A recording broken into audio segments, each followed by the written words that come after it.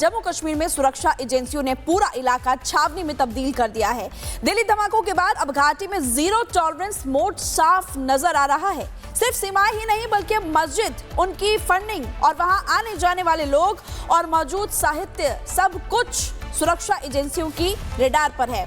दिल्ली धमाकों के बाद अब एक्शन तेज दिखाई दे रहा है। जम्मू कश्मीर में एक तेज सुरक्षा अभियान चलाया जा रहा है, चेकिंग लगातार की जा रही है। सुरक्षा एजेंसियों का सत्यापन वो चल रहा है, अभियान चलाया जा रहा है। मस्जिदों में आने वालों की भी लगातार चेकिंग हो रही है, उनसे सवाल जवाब किए जा रहे हैं। आसपास के कैमरास को खंगाला जा रहा है। जमाते इस्लामी से किसी संबंध की जांच भी की जा रही है। पुलिस की तरफ से एफआईआर इस दौरान दर्ज की गई थी। बारामूला में आईएफडी संगठन का भी जिक्र उस एफआईआर में किया गया था।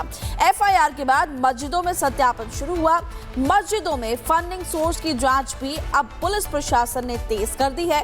जम्मू कश्मीर के कई इलाकों में जांच तेज की गई है, जांच पड़ताल की जा रही है और इसी पर खास रिपोर्ट हम आपको दिखाते हैं।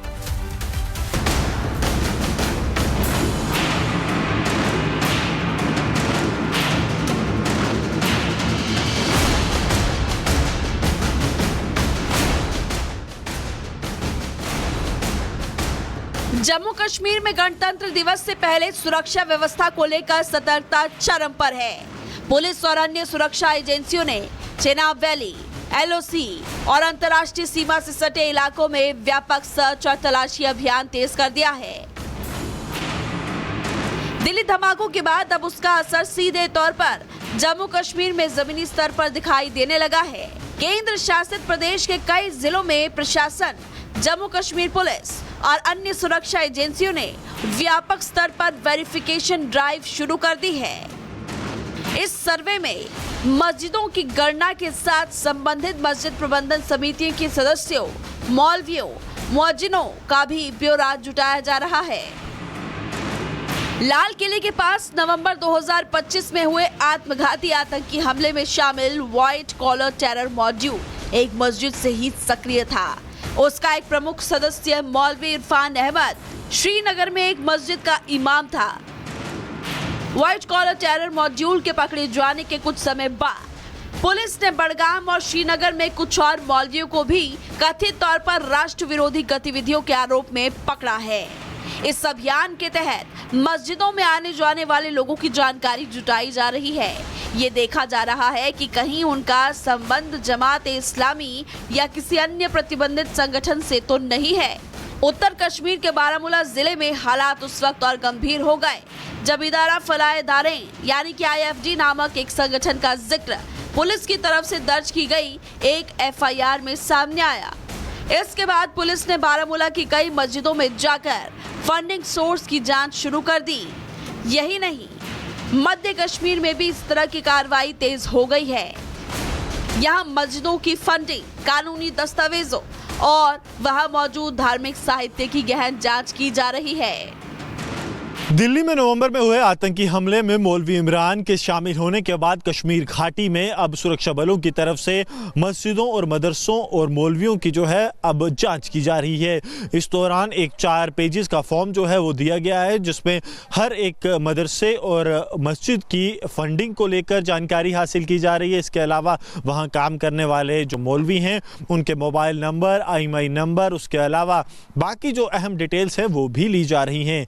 इससे सुरक्षा बलों की कोशिश ये है कि किसी भी देश विरोधी गतिविधि के लिए इस्तेमाल किए जाने वाले धार्मिक संस्थानों पर रोक लगाई जा सके और खास तौर पर वो लोग जो धार्मिक संस्थानों में छिपे बैठे हैं और पाकिस्तानी आतंकी संगठनों के लिए लगातार काम कर रहे हैं उन पर कार्रवाई की जा सके। अब पूरे कश्मीर घाटी के 10 जिलों में ये कार्रवाई सुरक्षा बलों की तरफ से की जा रही है ताकि किसी बड़े आतंकी खतरे से निपटा जा सके।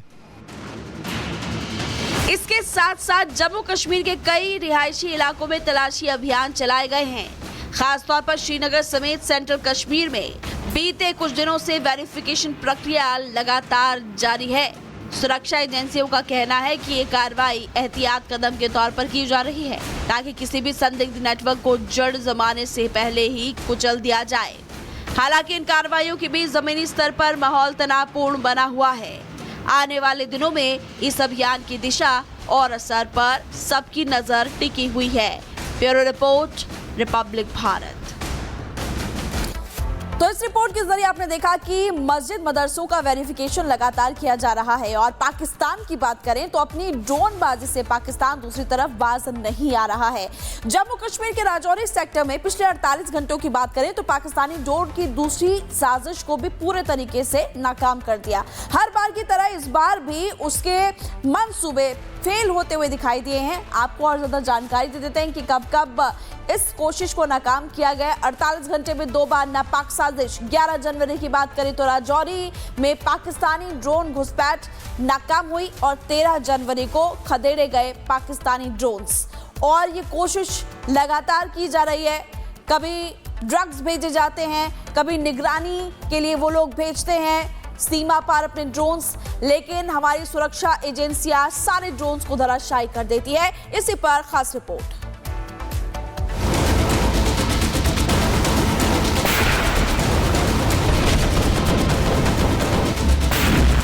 पाकिस्तान की ड्रोन साजिश फिर नाकाम, घुसपैठ की उड़ान, भारत का प्रहार। जम्मू कश्मीर के राजौरी सेक्टर में पाकिस्तान ने एक बार फिर नापाक कोशिश की, लेकिन हर बार की तरह इस बार भी भारतीय सेना की चौकसी ने इस साजिश को आसमान में ही ढेर कर दिया। मंगलवार 13 जनवरी राजौरी जिले के केरी सेक्टर के डूंगा गाला इलाके में नियंत्रण रेखा के पास पाकिस्तानी ड्रोन की हलचल दिखी।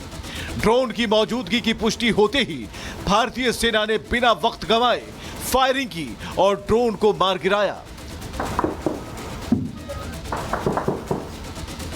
इसके बाद से घाटी में हाई अलर्ट है। बुधवार को सुरक्षा बलों ने कठुआ में सर्च ऑपरेशन चलाया। पिछले 48 घंटों में राजौरी सेक्टर में यह दूसरी ड्रोन घुसपैठ है। इससे पहले रविवार शाम को सांबा, राजौरी और पुंछ में 5 ड्रोन दिखे थे। पहला ड्रोन शाम 6:35 पर दिखा। राजौरी के नौशेरा सेक्टर में गानिया कलसिया गांव के ऊपर ड्रोन मंडराता दिखा। दूसरा ड्रोन शाम के 6:35 पर राजौरी के तेरियात खबर गांव में फिर से दिखा। तीसरा ड्रोन शाम के 7:15 पर सांबा के रामगढ़ सेक्टर में चक बबरल गांव के ऊपर ड्रोन जैसी गतिविधि दिखी। चौथा ड्रोन शाम के 6:25 पर पुंछ के मनकोट सेक्टर में ड्रोन जैसी चीज जाती दिखी। पांचवा ड्रोन चिंगस केरी मनकोट में लगातार ड्रोन मूवमेंट, सेना ने उसे खदेड़ा। आतंकिस्तान की यह ड्रोन साजिश ऐसे समय में हुई है जब कल ही भारतीय सेना प्रमुख जनरल उपेंद्र द्विवेदी ने सीमा पार सक्रिय आतंकी ठिकानों को लेकर कड़ी चेतावनी दी। तो टेरर स्कैम के हालात का मैं ये बताना चाहूंगा कि जितनी खबर हमारे पास है, तकरीबन 8 कैंप्स अभी भी हमारे ऐसे नॉलेज में हैं जो कि एक्टिव हैं, जिसमें से 2 तकरीबन आईबी के अपोजिट हैं और 6 एलसी के अपोजिट हैं। और इन कैंप्स में तकरीबन अभी भी हम समझते हैं कि किसी प्रकार की प्रेजेंस या ट्रेनिंग है।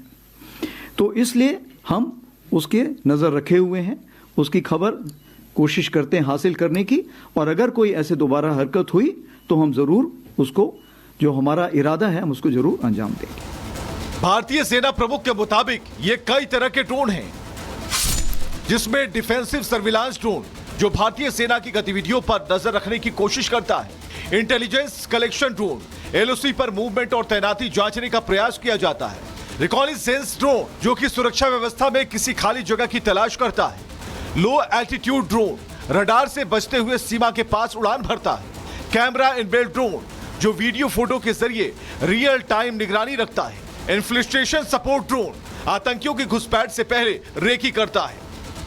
पाकिस्तान बार बार ड्रोनबाजी की साजिश कर रच रहा है, लेकिन हर बार भारतीय सेना उसके मंसूबों को नाकाम कर रही है। सुरक्षा बलों का संदेश साफ है, सीमा पार से कोई ड्रोन हो या किसी भी तरह का दुस्साहस, भारत की सीमा अभेद है। Bureau report, Republic Bharat.